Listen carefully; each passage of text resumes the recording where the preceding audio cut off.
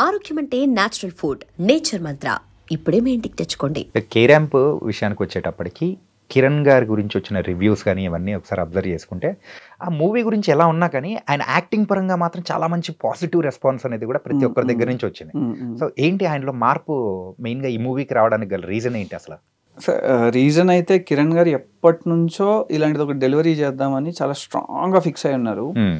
నాని గారు డైరెక్టర్, ఆయన ఎస్ఆర్ కళ్యాణ మండపం సినిమాకి biggest fan. Main introduction episode చాలా ఇష్టం ఆయనకి. ఆయన థాట్ ప్రాసెస్లో అసలు ఇంట్రడక్షన్కి కిరణ్ అన్న ఇలా ఉంటే సినిమా అంత ఇలా చేస్తే ఎలా ఉంటుంది అనే దాని మీద ఆయన ఫస్ట్ వర్క్ చేసుకోవడం మొదలుపెట్టి 3 years నుంచి వర్క్ చేస్తున్నాడు దాని మీద, కథ మీద. అలా చేస్తున్నప్పుడు ఈ లక్కీలీ ఇది తనకి యాడ్ అయింది రైటింగ్ ప్రాసెస్లో. అమ్మాయి ప్రాబ్లం రెండింటిని ప్రాపర్గా బ్లెండ్ చేసుకోవడం. సో మేము అనుకున్నది వచ్చేసింది, ఇంకా దాన్ని ప్రజెంట్ చేయడమే బ్యాలెన్స్, ఇంకా చెలరైపోదాం అనే పర్స్పెక్టివ్లో. అండ్ ఇంకోటి ఏంటంటే ఒక టీమ్ కానీ ప్రీ ప్రొడక్షన్ కానీ పర్ఫెక్ట్గా చేసుకుంటేనే తక్కువ డేస్లోనే మూవీ అనేది కంప్లీట్ చేయొచ్చు. ఇన్ఫ్యాక్ట్ 50 days కంటే తక్కువ డేస్లోనే ఈ మూవీ కంప్లీట్ చేశారు కదా. 47 days. 47 days possible bro. Possible అయింది అంటే మెనీ రీజన్స్ ఉన్నాయి పాసిబుల్ అవ్వడానికి. అందరూ ఎఫర్ట్స్ ఫస్ట్ డైరెక్టర్ 1 year మేము ట్రావెల్ చేసాం ఈ కథ మీద కంప్లీట్లీ. ఎవ్రీడే సిట్టింగ్లు వేసుకోవాలి, ఏది వర్కౌట్ అవుతుంది, ఎలా వర్కౌట్ అవుతుంది, ఇంకా బెస్ట్ ఏం చేయొచ్చు, ఈ చాట్ జీపీటీ ఇవన్నీ డిస్కషన్స్ అన్నీ చేసిన తర్వాత ఆయన క్లారిటీ ఉన్నాడు. సో ఈ 47 daysలో మళ్ళీ రెయిన్స్, కేరళ వెదర్ చాలా ఇబ్బంది పడినా కూడా డైరెక్టర్ క్లారిటీ ఉన్నాడు. కిరణ్ గారు కంప్లీట్ స్టోరీ అడాప్ట్ చేసుకొని ఉన్నారు. సడన్గా ఏదైనా లొకేషన్ షిఫ్ట్ జరిగినా ఆ సీన్ డిస్టర్బెన్స్ అయితే అయ్యేది కాదు. సో ప్రొడ్యూసర్ ఆయన రాజేష్ గారు కంప్లీట్లీ దాని రిలేటెడ్ ఏ ఎక్విప్మెంట్ నీడెడ్ ఉన్నా షూట్ అవ్వకుండా ఉండడానికి ప్రొవైడ్ చేస్తుండే. ఇక నేను చాలా కసిగా ఉండే. అంటే నాకు బేసికల్లీ ఏముండే అంటే కిరణ్ గారితో నేను 3 చేస్తే 3 సక్సెస్ అనేది పక్కన పెడితే, నేను ఆయన ఫెయిల్యూర్స్లో కూడా నేను దగ్గర నుంచి చూస్తున్నా కదా. అందరూ ఆయన్ని ఇలా చూడాలనుకుంటున్నారు. ఇప్పుడు ఆ టైం వచ్చింది. సో నాకు ఆ కసి ఉండింది పర్సనల్లీ. చలో ప్రజెంట్ చేద్దాం, ఇక మళ్ళీ ది బెస్ట్ అవ్వాలి, ఏ సినిమా వచ్చిన ఎంటర్టైనింగ్ అది పెట్టుకున్నాము. Colour palettes 1 year completely work చేస్తూ వచ్చాం. ఈ ప్రాసెస్లో మాకు బ్రహ్మకడ్లి ఆ డైరెక్టర్ గారు చాలా పెద్ద గబ్బర్ సింగ్ ఇవన్నీ చేశారు కదా. ఆయన ఎక్స్పీరియన్స్ డలింగ్ వర్షం పడితే ఇలా ఉంటుంది, ప్రాప్స్ ఇలా ఉంటాయి, వర్షం పడిపోతే ఇలాంటి ప్రాప్స్ పెడదాం, ఏమంటారు డన్. అలా కొన్ని ట్రాన్స్పరెంట్ షీట్స్ పెట్టాం పెద్దవి. అంటే మనం ఏదైనా లైట్ కట్ చేయడానికి పైన పెడుతుంటాం షూట్స్లో, అవి మళ్ళీ కలర్ని డల్ చేయడం ఏదో జరుగుతుంది, అందుకే ట్రాన్స్పరెంట్వి కొన్నాం కంప్లీట్లీ.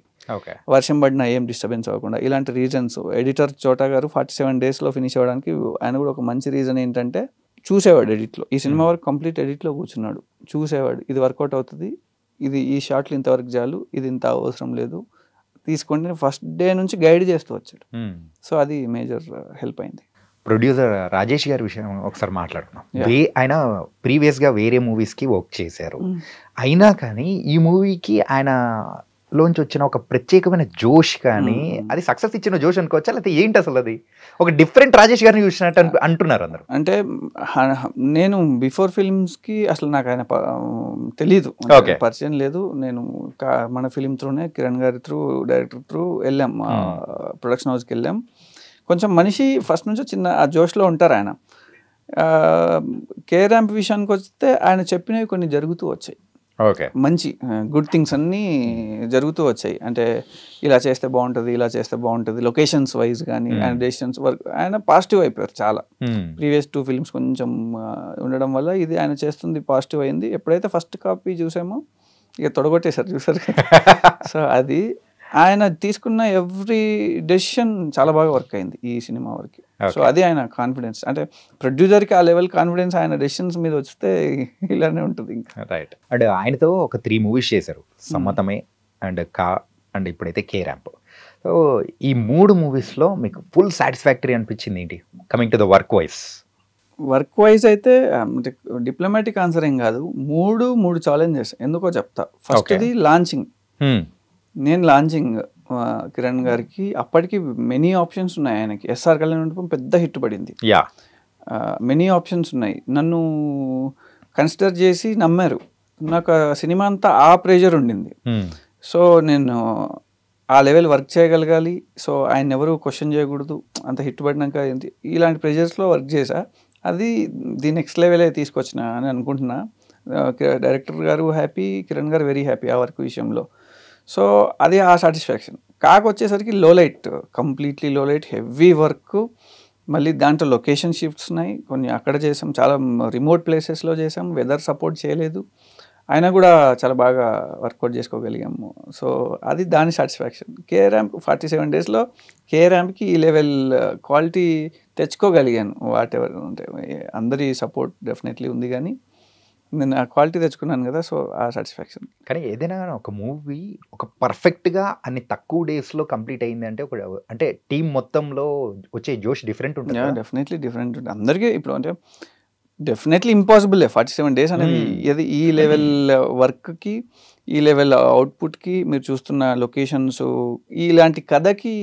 కానీ ఇక డే వన్ మీకు మొదలు పెడితే ప్రొడ్యూసర్స్ దగ్గర నుంచి మొదలు పెడితే పొద్దున్నే, ఇప్పుడు ఆయన శివ గారు ఇంకో ప్రొడ్యూసర్ది శివ బొమ్మకు ఉన్నారు, పొద్దున్నే రాజేష్ గారు 4:30 ఫస్ట్ కాల్ చేస్తాడు మేనేజర్స్కి అందరికీ, ఎవ్రీథింగ్ ఓకేనా, లేదు చిన్న వర్షం ఉండింది, షూట్ ఆగకుండా ఉండాలంటే కొంచెం ఖర్చు అయినా ఎలాంటి ఎక్విప్మెంట్ వాడచ్చో డిఓపిని అడగండి, లేదా ఆగుతుంది అంటే ఆపేద్దాం, కొంచెం ఖర్చు అయినా నెక్స్ట్ డే పెట్టుకుందాం. సో ఇది ఫస్ట్ అక్కడ నుంచి పాజిటివిటీ స్టార్ట్ అయ్యేది.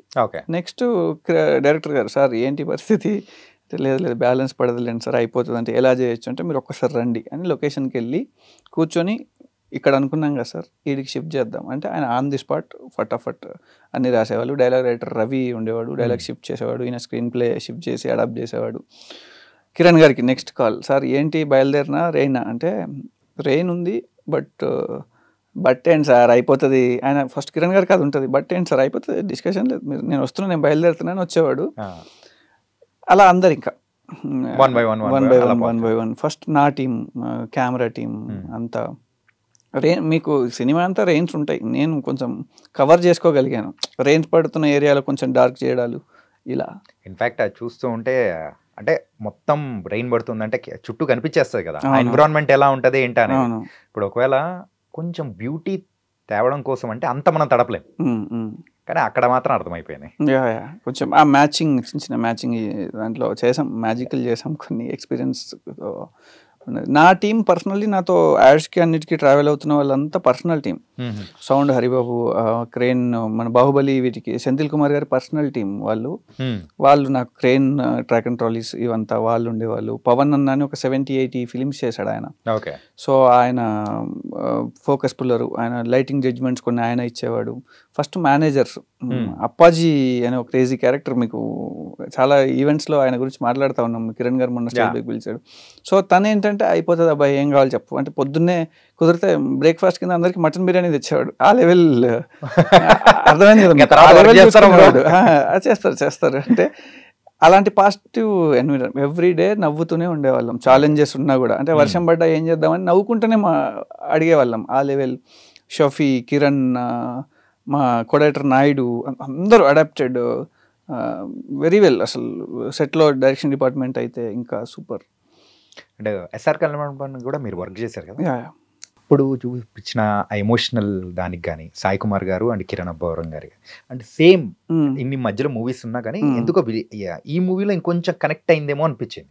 అంటే అదే నాని గారు డైరెక్టర్ ఫస్ట్ నుంచి బిలీవ్ చేస్తుంది ఏంటంటే, అన్న ఎంటర్టైనింగ్ వెళ్తున్నాము, అమ్మాయి ప్రాబ్లమ్ని ఆడియన్కి ఎలా పోర్ట్రేట్ చేద్దాం, అమ్మాయి ప్రాబ్లమ్ని ఎలా ఎండ్ చేద్దాం, ఫస్ట్ ఎక్కడికి వచ్చినా ఒక రౌండ్ ఆఫ్ కావాలి. ఆ రౌండ్ ఆఫ్ విషయంలో ఏం చేద్దాం, ఎలా చేద్దాం అనే పర్స్పెక్టివ్లో ఈయన క్యారెక్టరైజేషనే ఫస్ట్ నుంచి నాన్న ఎంత ఎఫెక్షన్ చూపించినా పట్టించుకోకపోవడం. సో దాన్ని ఎలా బ్లెండ్ చేయొచ్చు అని ఆయన డైరెక్టర్ అండ్ రైటర్ కూర్చున్నారు, వాళ్ళు ప్రాపర్గా బ్లెండ్ చేసి తీసుకొచ్చారు. ఈ సినిమా వరకు దానికి అది తెచ్చుకుంది ఇలాంటి థింగ్స్ అన్ని. ఓకే. అండ్ ఈ విషయంలో అంటే మూవీ మొత్తం మీద నాకు చిన్నగా అంటే వర్క్ పరంగా కూడా ఒక చిన్నది అడగాలనిపిస్తుంది. ఏంటంటే మూవీ మొత్తం ఒక టోన్లో మొత్తం కనిపిస్తూ ఉంటుంది, కాకపోతే ఎప్పుడైతే హీరోయిన్ వచ్చి కాఫీ షాప్లో వెయిట్ చేస్తూ ఉంటుందో అక్కడ ఎందుకో కొంచెం బ్యాలెన్స్ తప్పిందా, లేకపోతే కొంచెం డార్క్ అయినట్టు అనిపించడమో అలా అనిపించింది. ఏంటి రీజన్ ఏంటి దాని వెనకాల?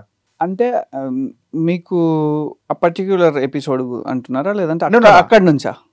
ఐ థింక్ అక్కడి నుంచి స్టార్ట్ అయినట్టు అనిపిస్తుంది. యా అంటే ఎప్పుడైనా నేను బిలీవ్ చేసేది ఏంటి అంటే బై సినిమాటోగ్రఫీ ఎప్పుడు సినిమాకి ఒక టోన్ ఉంటుంది. యా, మీకు కలర్స్ వైజ్ స్టార్టింగ్ ఫ్రేమ్ నుంచి ఎండింగ్ ఫ్రేమ్ దాకా ఎక్కడ కలర్స్ వైజ్ బ్యాలెన్స్ ఇదవ్వదు. ఎందుకు డార్క్ అవుద్ది అంటే అప్పటిదాకా బ్రైట్గా ఉన్న హీరో లైఫ్లోకి సడన్గా డార్క్నెస్ వస్తుంది అనేది నేను పోర్ట్రేట్ చేయాలి అనుకున్నా. ఓకే. సో లక్కీలీ లొకేషన్స్లో అంబియన్స్ కుదిరింది. ఇంకా ఇంకా నేను వెరీ హ్యాపీ దాంట్లో కాంట్రాస్ట్ క్రియేట్ చేసి ఇంకా అక్కడ నుంచి చిన్న డార్కిష్గా ఇక మీరు అక్కడ నుంచి చూస్తే డార్క్ అవుతానే ఉంటుంది హీరో లైఫ్. నేను అలా చిన్న డార్కిష్ చేస్తూనే వచ్చాను. సో అది ఆ విషయంలో మా బీటీహెచ్ వాళ్ళు వెరీ సపోర్టివ్, మా కలర్ గ్రేడింగ్ టీమ్ అంతా. అండ్ సమ్మతమై మూవీ గురించి ఒకటి అడుగుదాం యా అనుకుంటున్నాను. షూర్. అదేంటంటే ఏదైనా మూవీస్ ఈ లైన్లో ఉన్నాం కాబట్టి చూస్తున్న టైంలో హీరో హౌస్ ఉంటుంది. It's a normal movie, yeah normal house. దాన్ని కూడా బ్యూటిఫుల్గా ఎట్లా చూపించారు బ్రో. ఈవెన్ కిచెన్ కొన్ని ఎపిసోడ్స్ అవన్నీ చూపించేటప్పుడు కూడా అరే ఇట్లాంటి మనం పెడితే రావు ఎట్లా తెప్పించారని అనిపిస్తుంది.